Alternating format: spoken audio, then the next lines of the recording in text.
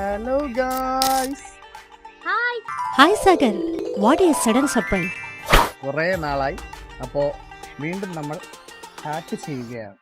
Yes, this is sudden surprise to me also. എല്ലാരും കൂടെ trip പോകാൻ സമയം.